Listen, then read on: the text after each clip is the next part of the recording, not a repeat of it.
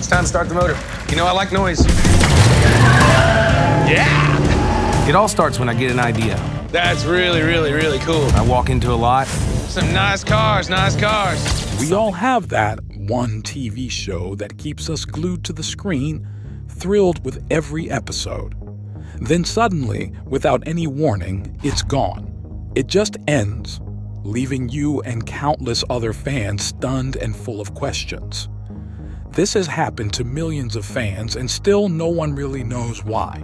Why did Fast and Loud just vanish, leaving behind millions of fans? Let's discover the dark truth of what exactly happened after decades of success. The shocking end of the best car makeover show, Fast and Loud, was more than just a source of entertainment.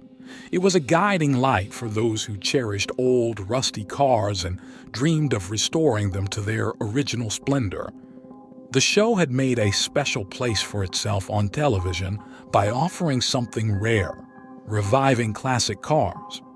However, just like an unexpected crash that leaves debris scattered, the show concluded abruptly, leaving its audience and car lovers in the dark, desperately seeking explanations for its untimely end. The charm and appeal of Fast and Loud are largely due to Richard Rawlings, a man so charismatic he could probably sell sand in a desert. Born in Fort Worth, Texas, Rawlings started his career in the car industry quite early. He worked alongside his father fixing cars, a practice he started when he was just 14 years old with the purchase of his first car. Although he initially ventured into the printing business, his love for cars never waned. In 2002, he made a decision that many would hesitate over. He sold his printing business and opened Gas Monkey Garage in Dallas. This bold move not only paid off, but also caught the attention of the Discovery Channel, paving the way for his eventual stardom on television. This rise to fame was fueled not just by his entrepreneurial spirit, but also by his genuine passion for cars. Rawlings wasn't just opening a garage. He was creating a hub for car restoration that attracted attention far and wide. As he brought dusty old cars back to their former glory, he didn't just fix them up.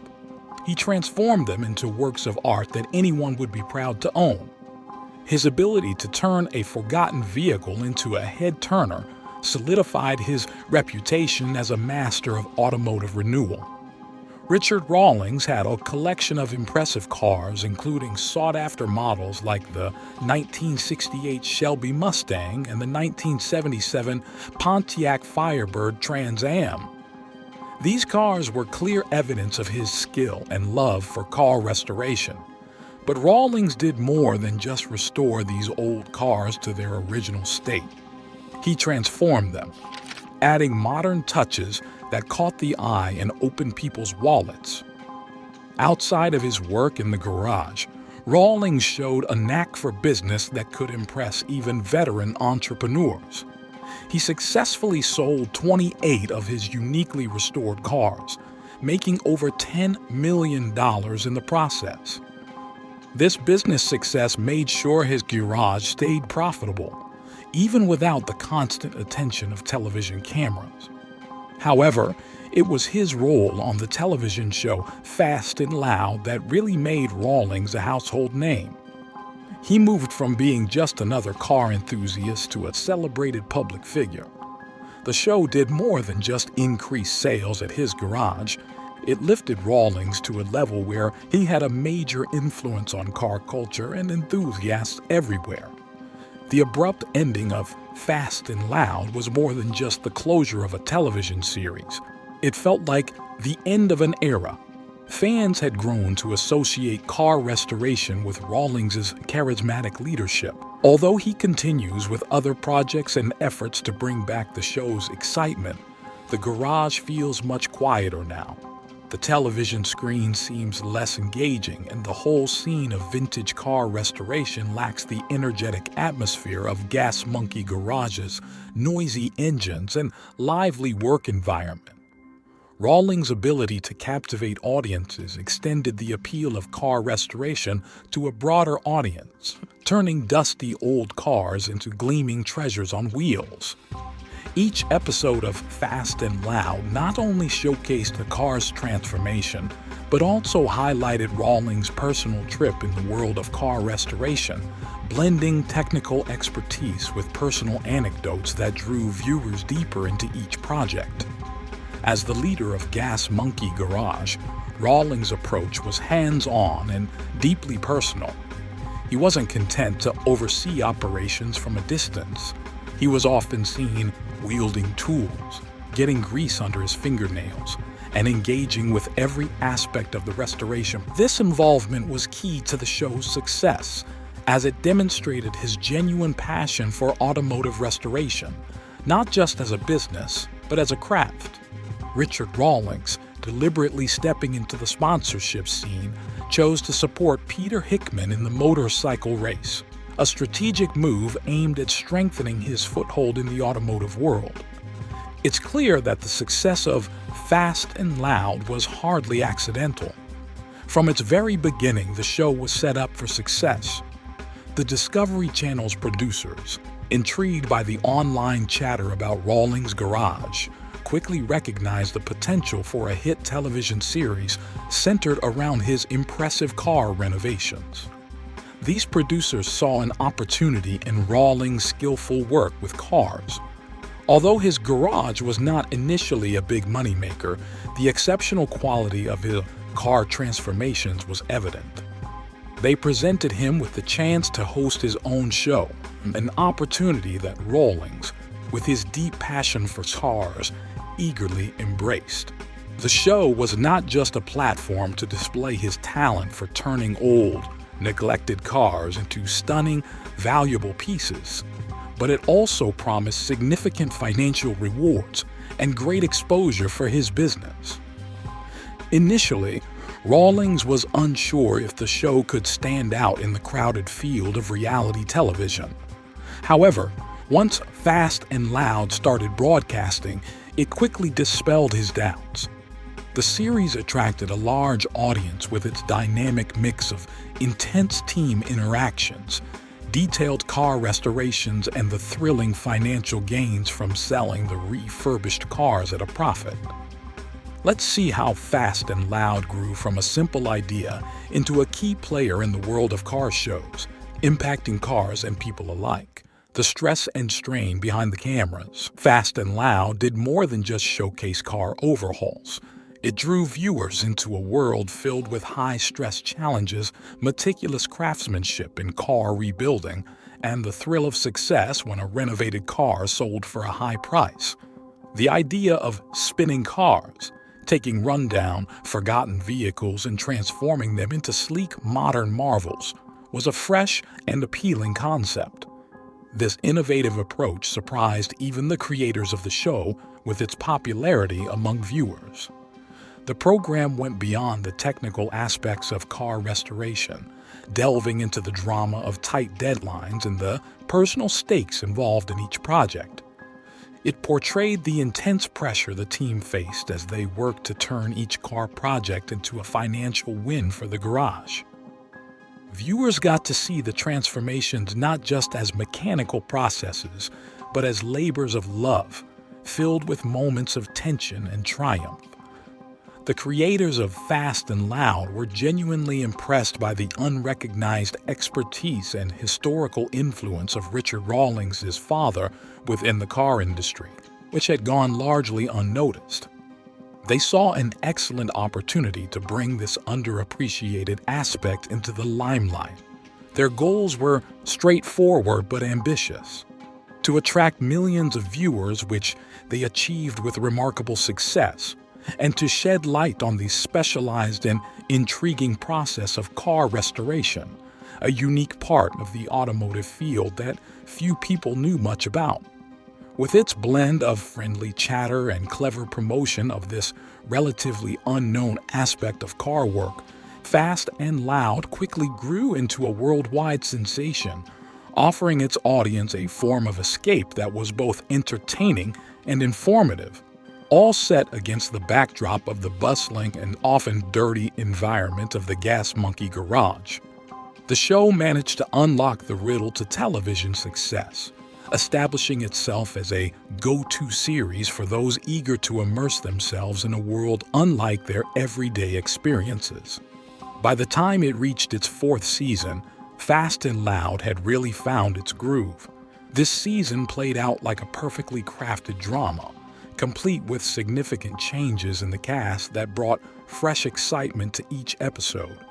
Watching the show felt like watching a suspenseful countdown as the team worked tirelessly to renovate and sell numerous cars, aiming to make a profit without falling into debt. Rawlings' choice to invest in a car that was more likely to bring financial loss than gain added a layer of suspense to the show, making these risky decisions and unforeseen challenges the core attractions of the program, and securing millions of viewers in the United States alone. Fast and Loud started off with high hopes and the expectation of continuous success, but it soon encountered multiple problems that seriously challenged the stability of the show. Key members of the cast left one after another, causing a lot of drama and raising questions about what was really happening off camera. As the show began to repeat its storylines and the drama seemed more and more scripted, people started to talk about how the show might be losing its original charm. Despite these issues, Fast and Loud still managed to attract a large audience, but the decision to end the show didn't come as a surprise to many. The producers had all the resources and the faithful viewers needed to keep the show going for many more seasons. But they unexpectedly decided to cancel it, which shocked both the viewers and the people involved with the show. Richard Rawlings, who had been essential to the show since it began, was a major reason for the show's demise. Rawlings had always been at the core of Fast and Loud, but he chose to step away, and his leaving marked a significant turning point for the series. The sudden end of the show left many fans upset and confused about why it had to stop so suddenly. After the show ended, reports started to come out that Rawlings was feeling trapped creatively. He was once enthusiastic and innovative, but he grew too comfortable and felt that he couldn't explore new ideas.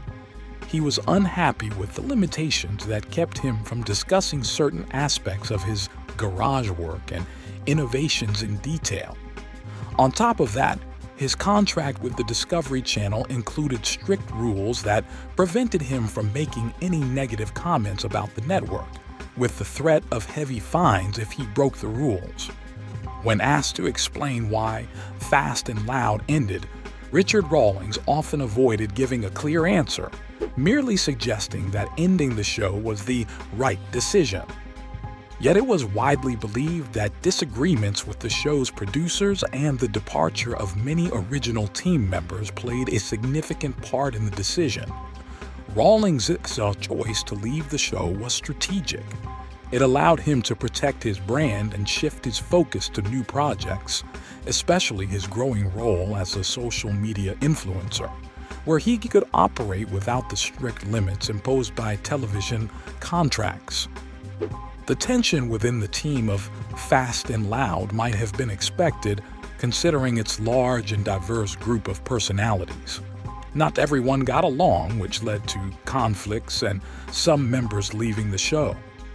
The show's unexpected end shocked the car enthusiast community, leaving them feeling a mix of surprise and nostalgia for the show they had followed for years. The departures of Tom Smith and Jordan Butler from the garage brought additional drama. Both were prominent members of the team, recognized for their expertise, until they suddenly were not around anymore. Their exits were not explained, which led to rumors and speculation among fans that felt as if Smith and Butler had just disappeared. It was later confirmed that Rawlings had fired them, but the rumors surrounding their departures only increased the audience's curiosity and discussions. The finale of Fast and Loud not only marked the end of a popular television series, but also reflected the changing landscape of automotive entertainment. It showcased the difficulties involved in managing a successful show and how personal and professional challenges can contribute to its end. Now, as Rawlings dedicates his efforts to his YouTube channel and continues transforming cars without the constraints of television, the story of Fast and Loud remains a fascinating account of its rise, decline, and the ongoing evolution of its key figures. This transition from traditional television to digital platforms underscores the new directions Rawlings is exploring, free from past restrictions and eager to innovate in his craft. Now, let's uncover the controversies and changes that shook up the famous garage and led to major shifts in Fast and Loud.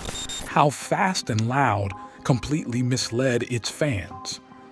The real controversy that captured media attention emerged when Smith claimed they were fired for merely allowing a fan to take pictures with a custom car in the garage. Contrasting with this straightforward accusation, the incident actually involved a fan who, despite suffering from cystic fibrosis, wanted to take a photo with the car. Initially, the manager denied permission, but the mechanics, showing compassion, allowed it despite potential health risks. This kind act, however, did not prevent Smith and Butler from losing their jobs. Once this news became public, it cast Richard Rawlings in a negative light. Many viewed him as indifferent, out of touch, and dismissive towards his fans. This incident surfaced when the tendency to quickly ostracize public figures, cancel culture, was becoming more prevalent, leading to Rawlings being rapidly rejected by many fans. Consequently, a significant number of viewers stopped watching the show, disillusioned by what they saw as Rawlings' true, objectionable personality. This fallout likely contributed to the end of Fast and Loud. The show's drama intensified when Jesse James, known from Monster Garage, joined Fast and Loud, sparking curiosity about what it would be like to have two renowned figures in the car restoration industry collaborate. Initially, the relationship between James and Rawlings was positive and added to the show's charm.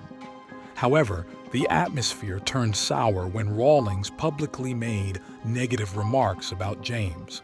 Are you in competition with him or anything like that? I don't know. I can't really comment on that right now. I just know that he's in Texas trying to act like a Texan. I'm checking out a little property down in Long Beach. It used to be a motorcycle shop. I heard it's goodbye right now. It's kind of empty and nobody's doing anything with it. Jesse James place. Oh, folded. In a dramatic reaction, James retaliated by dumping a huge load of horse manure on the driveway of Rawlings' garage. I have my friends in the Banditos dump 10 tons of horse against their building this morning at 9 a.m. And they just had to stand there and take it like... Everything you guys built, figured you could use a little more. An act that was filmed and widely broadcast. This prank spiraled into a public relations disaster, with many critics labeling it as tasteless and overly harsh. James's previously good reputation suffered greatly, leaving fans feeling embarrassed and disenchanted, which fundamentally altered his status from a favored personality on Fast and Loud to an unwelcome figure. This scenario highlights the often misleading nature of reality television, where things are not always what they seem. Behind the scenes, controversies like these added to a complicated and frequently exaggerated narrative that drew viewers.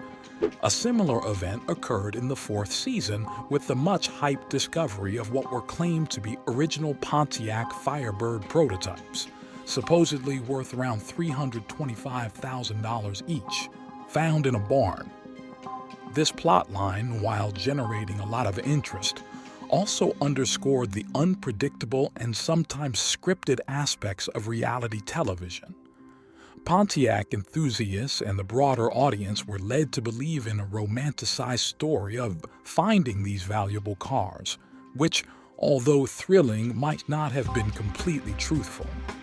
These inconsistencies between what was shown and the actual truth further ignited controversies surrounding the show, emphasizing that the world of Fast and Loud involved as much maneuvering through scandals as it did restoring classic cars. The allegations on Fast and Loud claiming that certain cars were rare prototypes were quickly debunked as false. Contrary to the show's dramatic declarations, these vehicles were actually just early production models, not the one-of-a-kind prototypes they were made out to be. Adding insult to injury, these same models were later found listed on eBay for sale at around $30,000 each, a stark contrast to the lofty claims broadcasted on the show. This discovery spread widely online, significantly damaging fan trust and raising serious doubts about the show's credibility and the transparency of its content. Throughout the series, Richard Rawlings was showcased as a decisive, strong leader. Yet, it became apparent that his decision-making often lacked prudence and consultation with others. This impulsive approach was glaringly obvious in his choices of cars for restoration. Despite sinking considerable money into these projects, many cars turned out to be heavily rusted, far beyond what was initially apparent. This wasn't an isolated problem, it was a frequent occurrence. Rawlings consistently invested in these deteriorating vehicles, some of which were nearly 80% rust, leading to a growing perception that he was losing his sharpness and recklessly wasting funds. This ongoing pattern of dubious decisions probably influenced the decision to eventually discontinue the show. Well, everybody hold on to your hat out there. Fast and Loud is no more. I have exited Discovery, and I'm a free agent. What? So, Fast and Loud, no mas. Jeez. In the show's later seasons, Rawlings displayed excessive confidence in his mechanical skills, frequently undertaking extensive modifications that didn't always work out. He frequently replaced many parts with what were supposed to be better or different components, but these changes didn't consistently result in success. Often, modifying one part inadvertently caused issues with others, leading to cars that were supposed to be easy and inexpensive fixes needing multiple, costly follow-up repairs. This pattern of escalating financial losses became more evident as the series continued and may have contributed to Rawlings' choice to take a break from the show. Viewer frustration culminated when the show dedicated an entire episode to constructing a replica of the car from Knight Rider for a friend's birthday. Despite having a considerable budget for the project, the episode disappointed many fans because it felt heavily scripted and not focused on authentic car building. It seemed as if Rawlings spent more time touring Europe than actually working on the car. This episode became a prime example of the scripted nature that pervaded the later seasons, moving the show further away from the authentic car restoration narrative it originally promised. This shift caused significant viewer disillusionment, reinforcing the notion that Fast and Loud had deviated drastically from its original essence, morphing into a series centered more on contrived drama than on true automotive craftsmanship. This growing disenchantment among fans only added to the series' challenges, solidifying the idea that the show had lost its way and become more about theatrical antics than genuine mechanical artistry. Viewers quickly labeled this episode as fake, adding to the belief that Fast and Loud was moving away from its genuine roots. As the series faced a series of controversies and hurdles, ending it seemed more like a welcome conclusion than a shocking development for those who had been watching its scripted turns. With the series over, attention shifts to what the cast members are up to now. Richard Rawlings, the bold leader of Fast and Loud, appears unaffected by the show's end. With newfound time, he's diving deeper into his automotive passions, focusing on expanding his garage and adding to his collection of cars. Enjoying the creative freedom away from the strict limits of television, Rawlings is actively promoting his projects on his YouTube channel and Instagram. Notably, he has profited by selling many of his restored cars and is now looking to buy some of the rarest cars in the world, hoping these investments will pay off big. Next, we'll see what paths the Fast and Loud team followed after leaving the show, exploring new adventures in the automotive world. Aaron and Sue strike out, chasing new dreams in Dallas. Aaron Kaufman, the mechanical genius of the show, chose a different path. His sudden exit from Gas Monkey Garage in 2017 left many fans wondering, as he only mentioned personal reasons for his departure.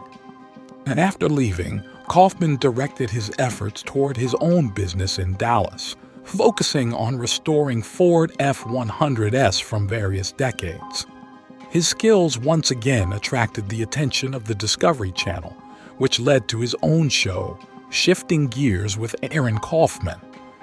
Although this new show was canceled after just one season due to poor ratings, Kaufman is positive about his time on the show and is open to returning to television if another chance comes up. Then there's Sue, also known as Ulan Heo on the show. Her trip is a remarkable example of dedication and hard work. Born in Taiwan to a family of dedicated farmers, Sue developed a strong work ethic early on. Her life took a significant turn in 1984 when she moved to the United States after getting married and starting a family. The family ventured into the upholstery business, taking on projects like reupholstering her husband's 1968 Gran Torino in their garage. Sue quickly showed her prowess in upholstery and soon took the opportunity to buy a failing upholstery shop in Dallas. With an investment of $4,500, she turned the shop around, turning it into a successful business that highlighted her expertise and persistence. Sue's trip with her upholstery business began in a modest 1,000 square foot garage, where she commenced an ambitious mission to redefine her brand. With relentless effort and sheer determination, she soon expanded her workspace by an additional 1,000 square feet right next door. Over the years, her steadfast dedication and unyielding commitment to her craft paid off handsomely, prompting another move, this time to a larger 2,000 square foot garage just across the street. Ultimately, Sue's hard work culminated in a significant achievement. She saved enough money to purchase the entire building complex. Today, this location thrives as the bustling center of her ASM business, standing as a proud symbol of her realization of the American dream, forged through decades of industry experience and tenacious resolve. How then did Sue become a part of the Fast and Loud cast? When Sue moved her business into this new, improved location, Richard Rawlings, a neighboring business owner and always on the lookout for opportunity, quickly noticed. Seeing the need for a skilled upholsterer for his own automotive shop and realizing he owned the building that housed Sue's new shop, Rawlings saw a perfect chance for collaboration.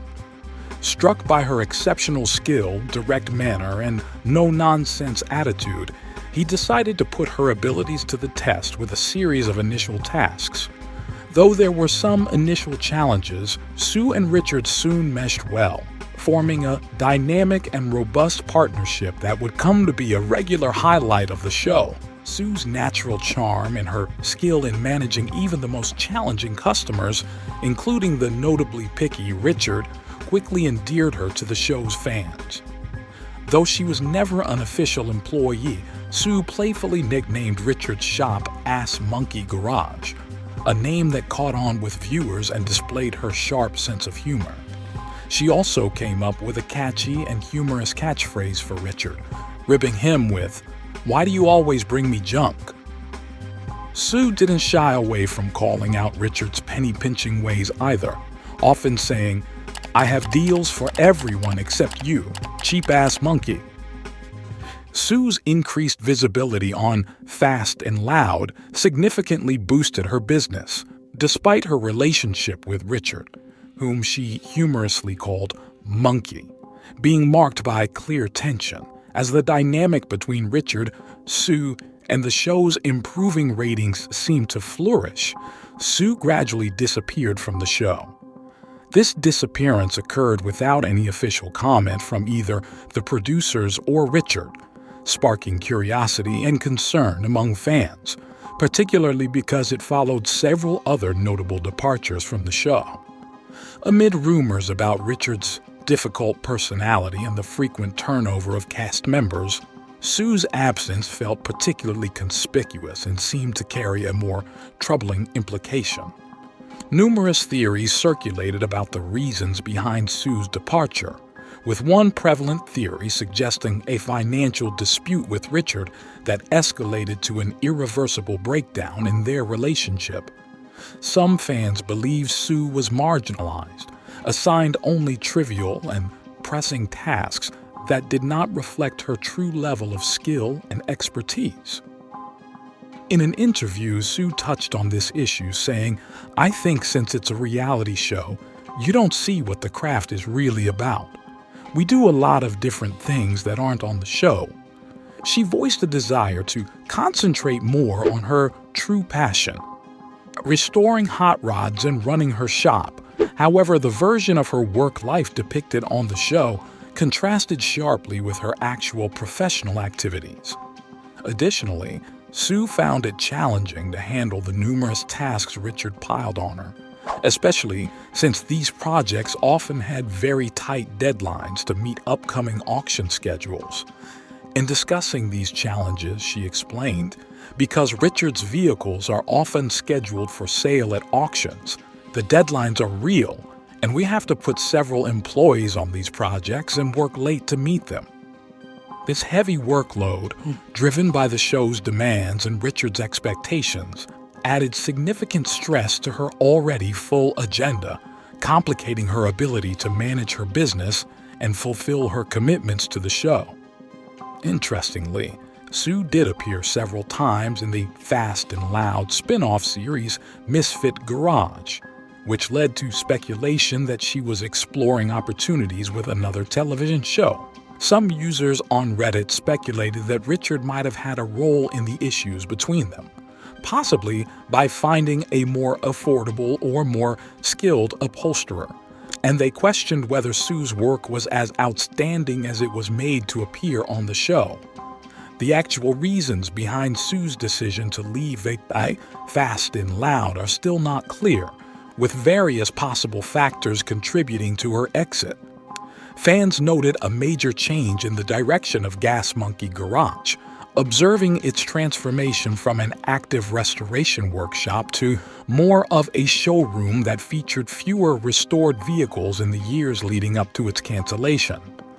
Some fans believe that this shift in the business's focus might have put a strain on Sue and Richard's working relationship. The change in the garage's priorities, particularly the reduced focus on restoration, could have significantly impacted their ability to work together effectively. The impact of Fast and Loud was immense, turning Gas Monkey Garage into a well-known name in car modification and maintaining popularity for nearly a decade. Fans continued to enjoy the vehicles modified by the stars of the show, underscoring its lasting appeal. Despite speculation about the show's decline, Fast and Loud consistently captured and held the hearts of millions, affirming its continued success and profound influence on automotive pop culture. Was the abrupt ending of Fast and Loud truly just the result of dwindling interest and behind-the-scenes challenges, or were there bigger influences at play that pushed Richard Rawlings away from the spotlight? Dive into the debate in the comments and don't forget to like and subscribe for more.